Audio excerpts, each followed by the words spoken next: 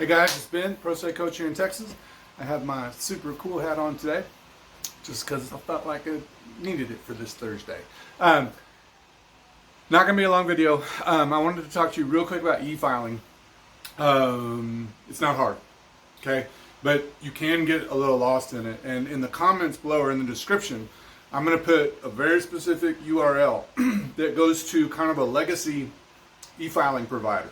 It's not the newest one. It's not the oldest one, but it's one that works. And when you register there, it's going to have a little pop-up window is going to happen. It's going to say, hey man, don't use this old one. You need to come use our new super fancy one. Decline. Because the new super fancy one is way more complicated, and I have just found it to be extremely buggy. I mean, you go all the way through the process, and then it throws these red errors and boxes and says, sorry, it doesn't work, and you can't figure out why. The one I'm going to show you below is pretty damn stable. But just a few things to remember when you go through e-filing is, number one, you want to get your filing code correct. Okay, so normally that's not too hard. I mean, we've got a motion to modify, a motion to enforce code, and this is all laid out for you. But some things can be a little confusing, like let's just as an example, an order setting hearing. So if you need to e-file an order setting hearing, you can use notice filing code, and there's also one that says no fee documents. You can try that.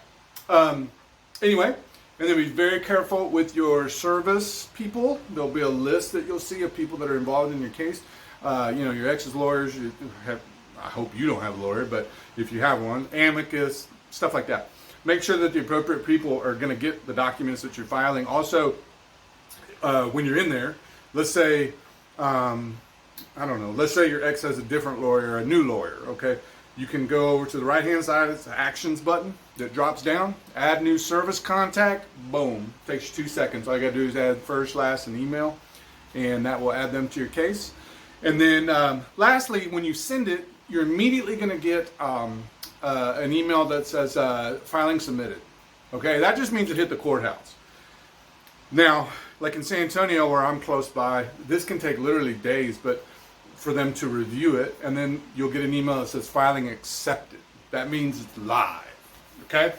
Now, a lot of the time, your filing is going to get kicked back for whatever reason. But the good thing about most district clerks I've found is that they will tell you why they kicked it back.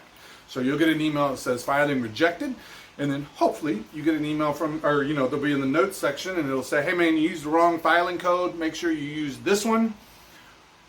Okay. But if you don't get a great description, just call them. Call the district clerk's office. Don't delay. Don't start Googling. Just solve the problem, right?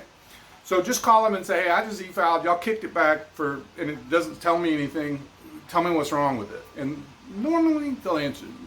So e-filing, not hard. Once you've done it once, you'll be pretty proficient with it. It can be a little confusing the first time. I go through it most of the time with people on Zoom. But once you've done it once, you'll be all right.